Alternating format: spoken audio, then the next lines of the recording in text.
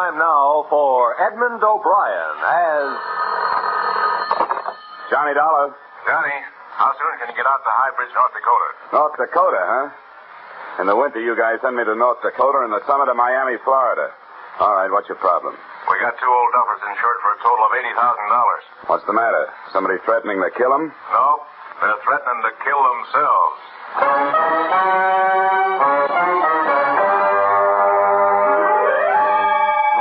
Edmund O'Brien in another of the adventures of the man with the action-packed expense account, America's fabulous freelance insurance investigator, Johnny Dollar.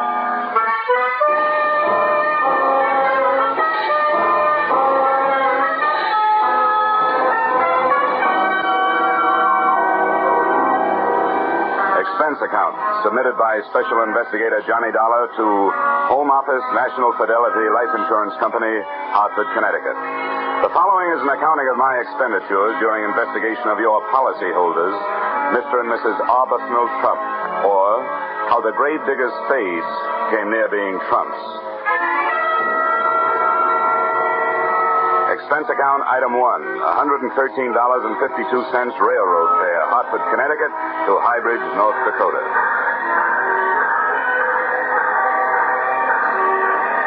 As I walked towards the station in High Bridge, the wind whipped white shawls of snow out of the night and around me like a Spanish dancer, and the raw cold had my teeth acting like castanets. Inside the shack, I found a pot-bellied stove surrounded by a pot-bellied station master. Hello? Oh, hello. You are our only customer? Well, I'm the only one got off the train. Can I find a taxi around here? Yep. As soon as my son gets the mail and freight tucked away, he'll take you. Only won't be any taxi cab. You drive it wherever you're going in the Pong. By the way, where are you going? To the Trump residence. You know it? Yep, I know it. You one of the family? No, just business. Oh. Well... Well, what? What is your business is none of mine. But, have you ever been out there before? No, I haven't. Why, something wrong? If it ain't, then everybody in this town has been getting a lot of unnecessary exercise. Jumping to conclusions. Well... Here comes the boy. He'll drive you over. Hickey. Yeah? Hickey, you got a customer for the Pong. Wants to go out to Trump place. That Trump place? Well, all right. But, mister, I'll only take you as far as the gate.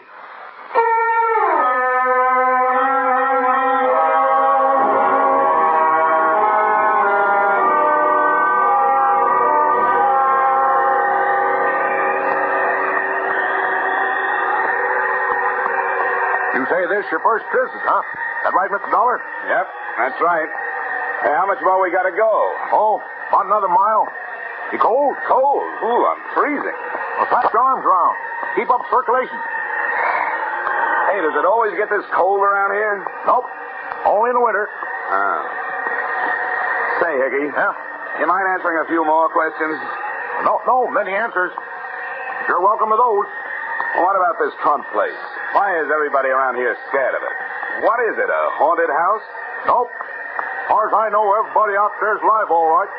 Matter of fact, I'd feel better if some of the things out there was dead. What do you mean? Well, past year or so, I've been delivering some packages out there. Boxes coming express on a train. Some of them come all the way from Africa. Quite a few from India, too. All marked danger. All marked do not open. Deadly. Whatever comes in those boxes is alive. What about the people, the Trumps themselves? Oh, they look nice enough. Sort of on the old side. Old man Trump looks like a deacon. His wife looks like a deacon's wife. But they never seem to come to town, let alone church. Hey, that's funny. What's so funny? Well, look, they're on the road. Fresh auto tracks. Only one place to go out this way. Same place we're going. To the Trump house. I don't see anything wrong with that. Those folks never have no visitors. Now, it looks like they're having a lot.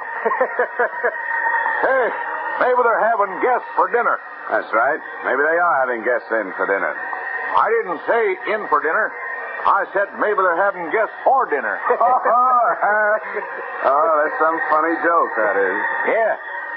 Well, here we are, right around the next bend. Good. Now, I'll tell you what, Hickey. When I get ready for you to drive me back, I'll give you a call on the telephone, huh? Well, that'll be a good trick if you can do it. What do you mean? They don't have no telephone.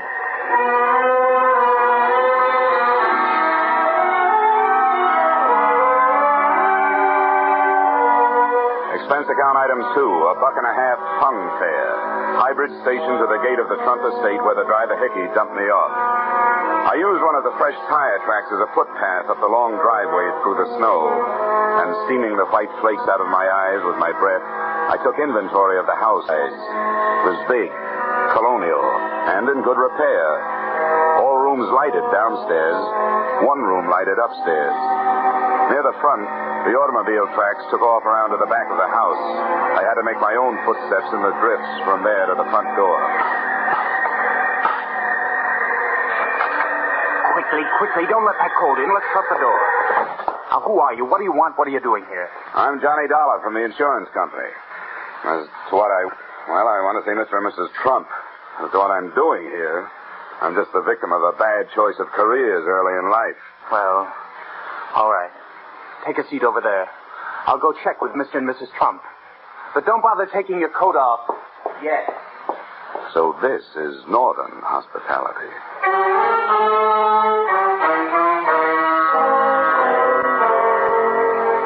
Coming in out of the cold makes any house seem warm. But my overcoat started to steam about 10 seconds after I got inside this one. So did I. Looking around, I saw the reason. There were potted orchids growing all over the hallway, and orchids grow only in tropical warmth. Despite the invitation not to, I took off my overcoat and waited. After 10 more minutes, I felt like slipping out of my suit, a decision I didn't have time to make. They're just finishing dinner, Mr. Dollar. They suggest you join them for coffee. Follow me. Thanks.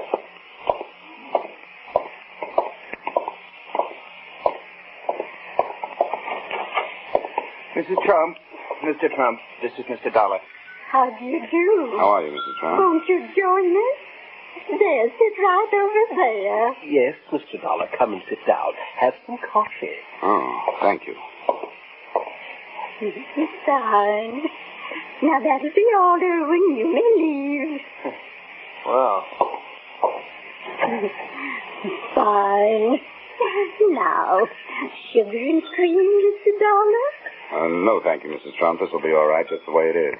Well, Mr. Dollar, I assume you brought the necessary papers? Yes, I did. They're in my pocket, all ready for your signature. Good.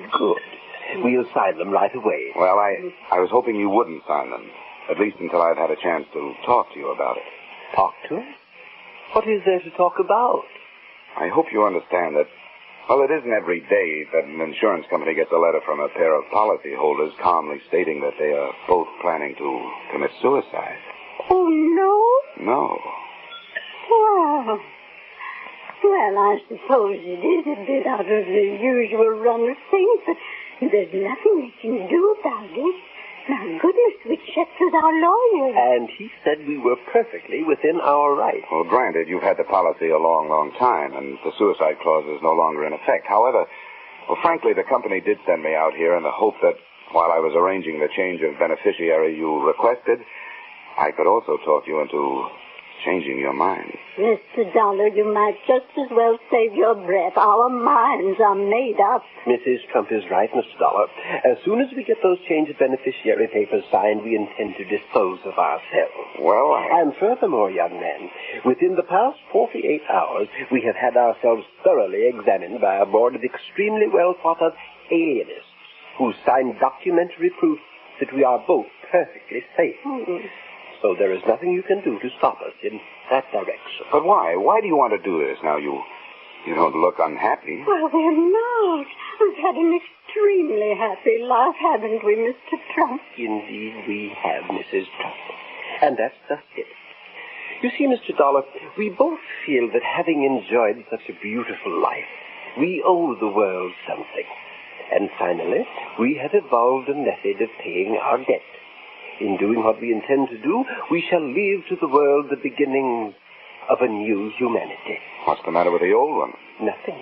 But it is doomed to extinction.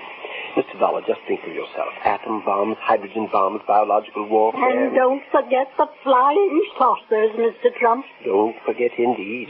Unknown objects hurtling through space, interplanetary traffic. Dear, dear.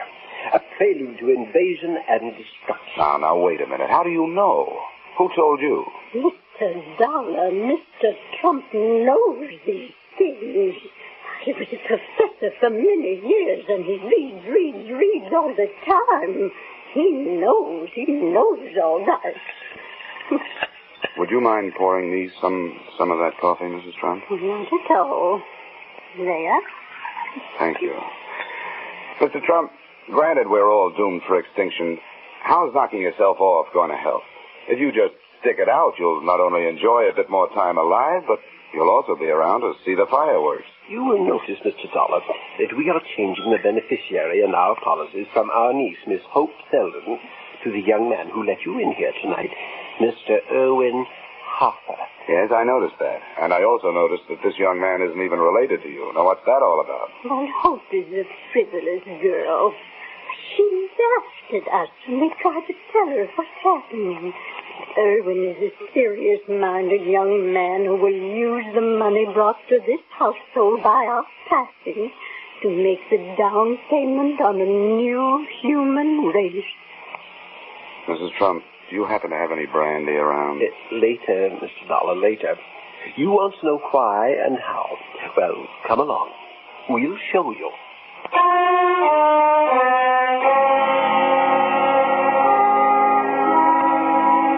A nightmare is bad enough when you're asleep, but I was awake, and that's when they're really frightening. They took me down through the back of the house to a winding, half-lighted stairway into the belly of the black hole. The oppressive heat grew even more oppressive.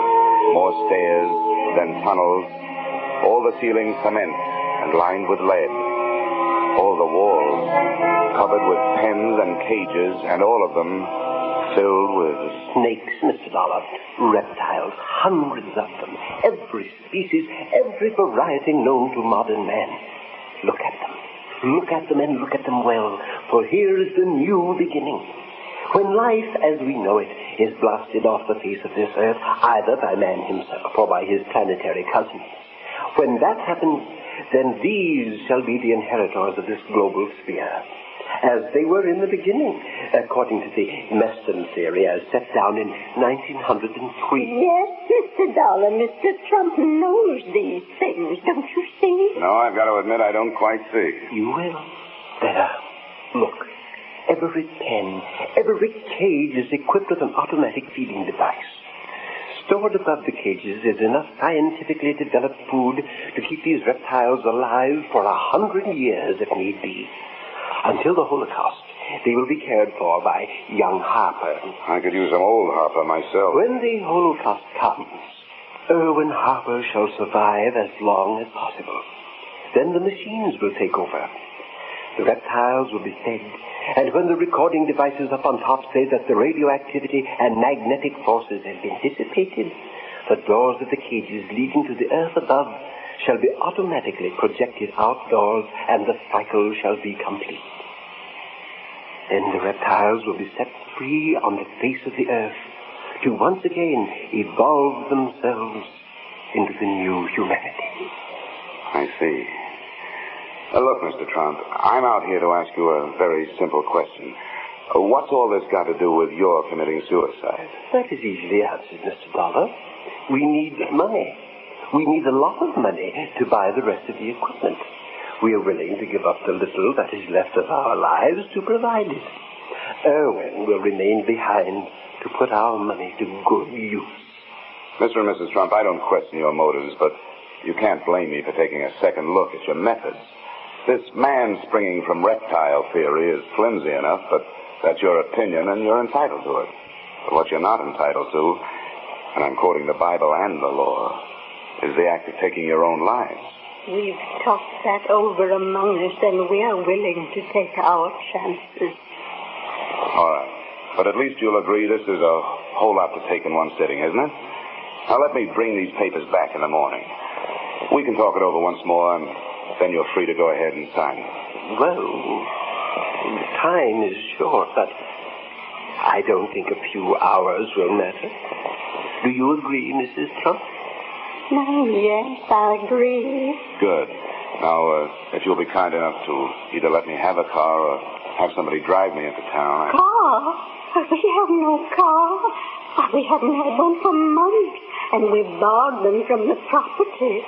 Hasn't been one past the gate for almost a year. Oh? Including tonight? Yes, of course, including tonight. You'll just have to stay here. Come now. We'll take you up to your room, Mr. Dollar. What you need is a good night's sleep.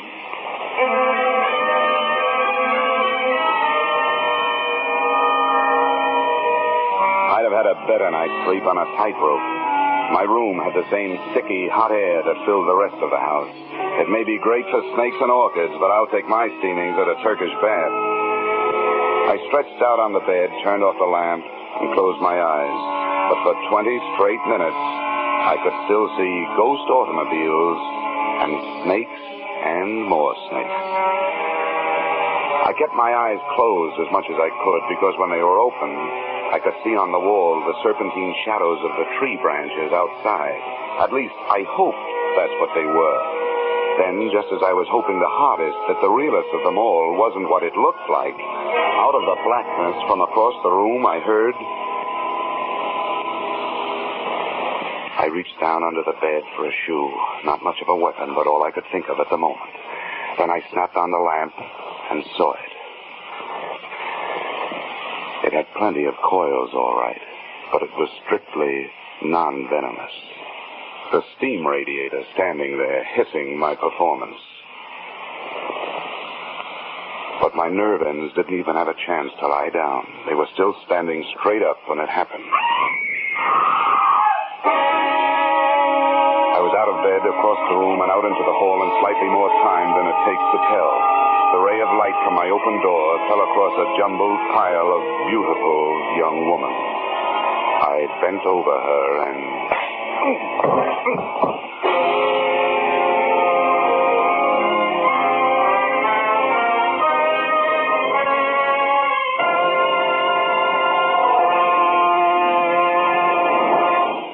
In just a moment, we will return to the second act of Johnny Dollar. But first... Now, with our star, Edmund O'Brien, we return to the second act of yours truly, Johnny Dollar.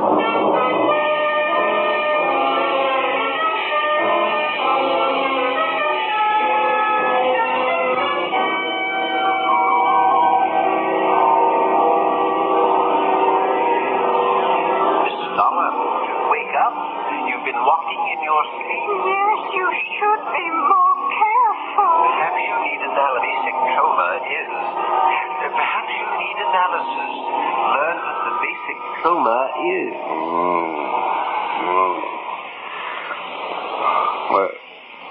What did he say, Mrs. Trump?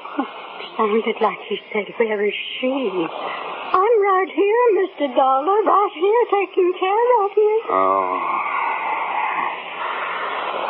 Somebody's been taking care of me, all right. Oh. Well, where is she, huh? She's gone. What have you done with her? Come on now, where's the... Mr. Dollar, you better get hold of yourself. There is no girl here. Oh, no? Oh, look. Earlier tonight, you told me there was no automobile around here, but there was. I saw the tracks in the driveway with my own eyes. I walked in one of them. All right. Look out the window, Mrs. Trump.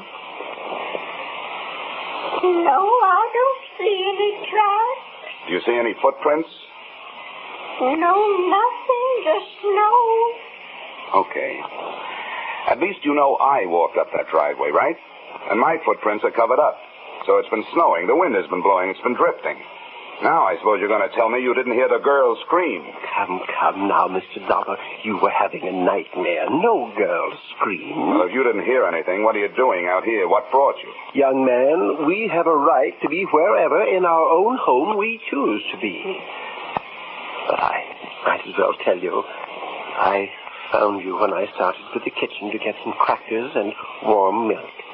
I found you lying here. Yeah, everyone's lying around here. Young man, that does it. Once we get those papers signed, I'm afraid we shall have to ask you to leave. That's all right with me. They're here in my room. Come on. The way some people stand in the way of the few of us who are making a genuine effort to sustain some kind of life. Yes, Mr. Trump, you're absolutely right. You'll find a pen there on the table. The papers are right here in my... Hey. Yes, Mr. Dollar? The papers are gone. But how can they be gone if you brought them at all? We warn you, Mr. Dollar, we will not stand for any more of your dilly-dallying. We want those papers, and now. We are determined to sign them immediately. Suddenly, that has become my fondest hope. Now, do us all a favor. Go back to bed and give me a chance to do a little walking in your sleep.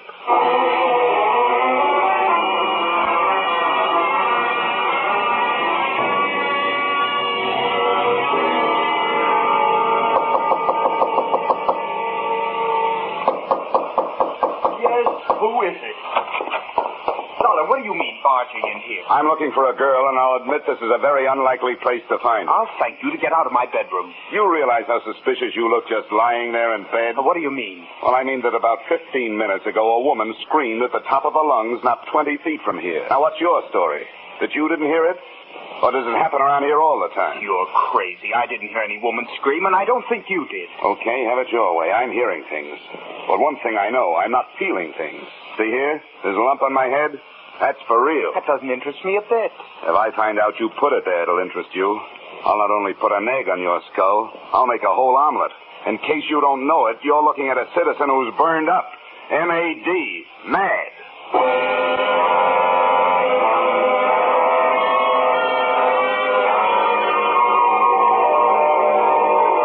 Started through the rest of the rooms in the house. I thought I knew who I was looking for. The only person I could think of who would profit by seeing those papers not signed. The present beneficiary of the Trump policy, their niece, Miss Hope Selden. All I could find in the next 6 bedrooms was a lot of old-fashioned furniture. I was just looking under the bed in the last when the wind outside took on a new note. I ran back to my own room, flung open the window, and stuck my head out into the blizzard, trying to get a look in the direction of the noise. I wasn't taking any chances on that kicker finally sparking the automobile into life before I had a chance to see who was in it. I swung my feet over the sill and dropped the one story into a high drift.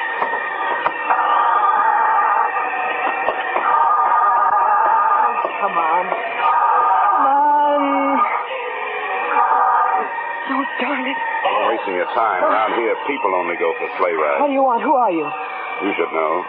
You had your hand in my coat pocket earlier tonight. Of course, unfortunately, I wasn't in the coat, but something else was. And I want it back. If I took anything out of your pocket, I had plenty of reason and plenty of right to do it. The only one I want taking things out of my pocket is the cleaner when he's spilling out the tobacco crumbs. Now, come on, give me those papers. No, just let me talk to you first. I want you to hear my side of things. Look, I'm freezing. If it takes more than 5 seconds for you to say what you gotta say, no dice. Well, then let's go back in the house. I know you'll believe me.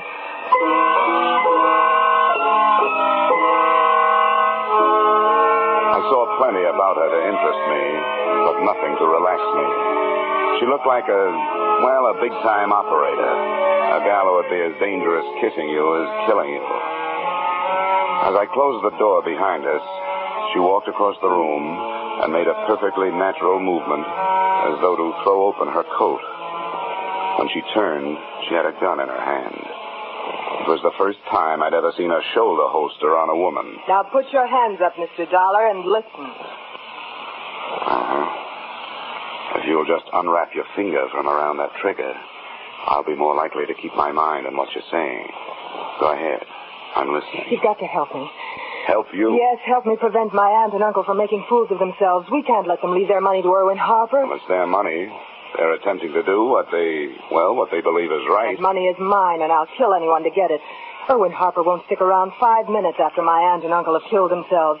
He isn't planning on taking care of their filthy snakes. I was in his room tonight after he went to sleep. In his pocket, I found a ticket for South America. His plans were all made. He caught me in there and chased me out in the hall and slugged me.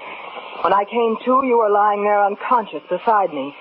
I ran downstairs and I fixed their steam. I threw the switch to release their stinking reptiles. By now, the snakes are all outside, freezing to death. Don't move. You don't want to... So now you know, both. You know what that means? I'll have to kill you both. And I'll get away with it. Why, you miserable hunk of putty, you conniving thing. The Trumps want me to have the money, not you. I worked out that whole plan for them, all of it. And I'm the one they want to take care of it. Now drop that gun, Hope. You'd better drop it, Hope. It doesn't make any difference anyway. What do you mean it won't make any difference?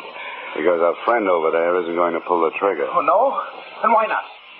Because Hope has released all those snakes. One thing she forgot. When snakes get cold, they try to get warm. And one of them just joined the party. He's right behind you, Irwin. I don't believe you. You're bluffing. Can't you hear him? You can't fool me. That's a steam radiator. In this house, they're all noisy. Irwin, if you make any kind of a move or fire that gun, he's going to strike. I'll make you a deal. Let me reach down and get that gun off the floor. I'll blast its head off. Careful. Don't move, Irwin. No, you don't. I know what you want that gun for. I wouldn't even turn around and look, Irwin. Not only going to move, I'm going to get that gun out of your reach. There was a snake. Look out, he's on the loose. Oh, he dropped me! The bushmaster! The worst of them all. Well, you've got the gun. Go on. Shoot him, Howard, shoot him! All right, that's for him. But you're not staying behind me to get your... This is for you!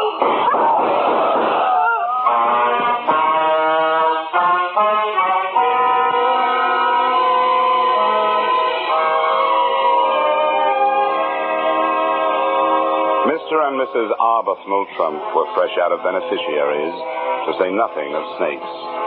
The only one that had found his way back into the warmth of the house was the one I'd mistaken for a steam radiator. And without a handy method for creating a new humanity, the Trumps found themselves without a purpose. So I gave them one. At my suggestion, and at the moment, Mr. T is hard at work in his home laboratory, attempting to develop a machine with which mankind will fight the flying saucer. Mr. Trump's invention will be known as the Flying Cup, and will be secretly dedicated to a waitress I once knew. Expense account, item 3, $113.52 railroad fare, High Bridge, North Dakota to Hartford, Connecticut. Expense account total, $763.90. You may say this doesn't add up, but neither does anything else about this case. Signed, yours, truly, Johnny Dollar.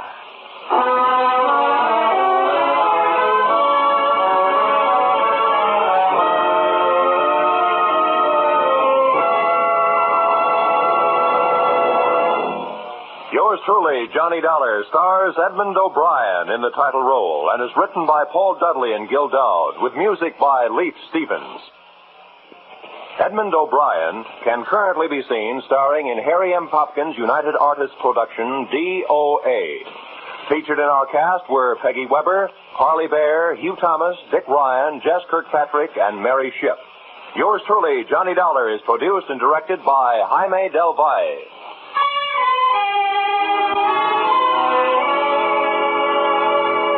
Join us again next week when Edmund O'Brien returns in another adventure of yours truly, Johnny Dollar.